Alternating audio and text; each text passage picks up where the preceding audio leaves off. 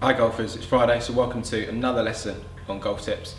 I'm down here at Aintree store today. I've got the trackman set up, I've got the grid set up, and also I have with me a fairway wood. So quite a common question is how do you hit the fairway woods, and I'm just going to talk to you about the setup today, some of the mistakes that I see, but we're also going to be looking at some trackman data at the same time. So for a fairway wood, I see quite a common issue is ball position, and a lot of golfers will have the ball too far forward in their stance. And the problem with having it too far forward in your stance, number one is contact. It's harder to get sort of the right angle attack, get the right low point in the swing, but also the further forward you put the ball, the more chance you have of that swing moving to the left and causing a slice. So it makes it difficult to make a contact, and it makes it very difficult to draw the golf ball. So I'm going to play a shot in my standing position, and if you've seen the grid before, you'll know that left shoulder, or the centre of the swing, is this line here, and I have the ball 3 balls behind that, just to enable that swing path to go out to the right enough to draw the golf ball, not too excessively, but enough to go out to the right to produce a draw. So with the ball position there, 3 balls behind my left shoulder, so I've got my left heel in line there as well. This should give me a path of, say, I don't know, 4 degrees out to the right, something like that. So I've got trackman set up here. This is the club path number. So we're looking somewhere around about 4, positive 4. I'll get the data on the screen as well.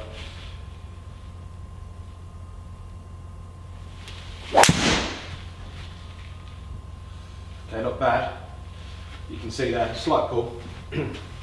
260, not bad. Club path 4.7. Now that's by having the ball sort of 3 balls behind my left shoulder, but also it makes it a little bit easier to make good contact as well. So if you look at the number below that, attack angle, you saw there I hit down 1.4 degrees. So even with a fairway wood, which obviously doesn't have much loft on it, you still need to hit slightly down on the ball, and that's going to help you make good contact. It's going to help you hit the ball first. It's going to help you generate the right spin in the shot as well. A lot of golfers will have the ball too far forward, and the sort of the low point of the swing is bottomed out, and you're almost catching it on the up, almost with a positive attack angle. And if you look at the best players in the world on the PGA Tour, obviously they're creating a lot more club head speed than the average person does, but they actually hit down somewhere between 2 and 3 degrees down with their fairway woods. So I'm going to play the ball forward now and see what happens. So now I've got it just sort of off my big toe, if you like. So it should be just in front of my shoulder. So same swing. Let's see what happens this time. I'll probably hit a good shot, probably a little fade, but let's have a look what happens. All bit pulled. Okay. I sometimes usually hit a good fade from there. I didn't do that deliberately, but so the club path was minus 1.3. So you can see by having the ball further forward, it does make it a lot harder to hit a draw.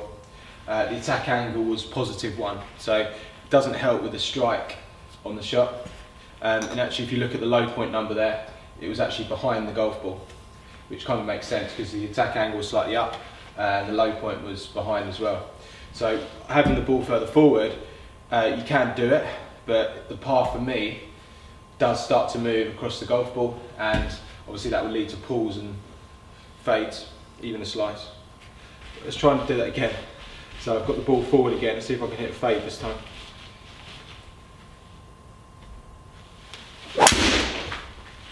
Hit that bit out the toe. So you can see the ball slicing off to the right. Again, club path was minus 1. So again, you're always going to tend to sort of fade the ball from left to right. Now let's go back to standing position. So just having the ball 3 balls behind my left shoulder.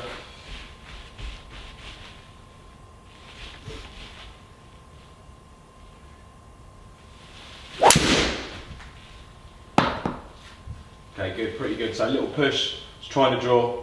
Club path again, positive 4.5. Attack angle, very slightly down.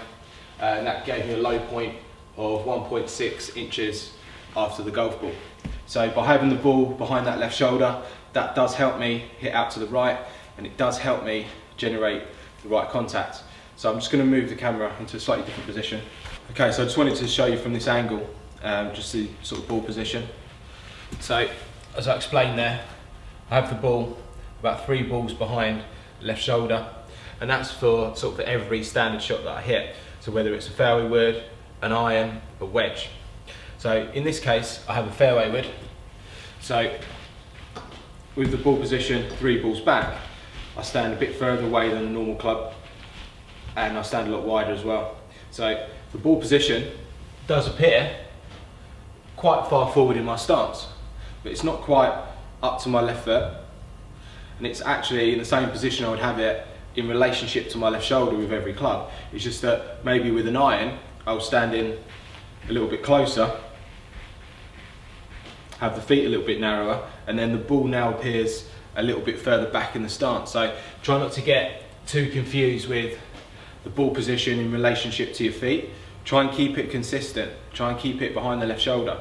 3 balls behind the left shoulder with every club you hit off the ground, because every club you hit off the ground, you do want some sort of descending blow on the ball. The driver, you want to be quite level, but with fairway woods and the irons, you do want to hit down slightly, not too excessively, but you do need a slightly downward hit on the golf ball just to help with strike and contact.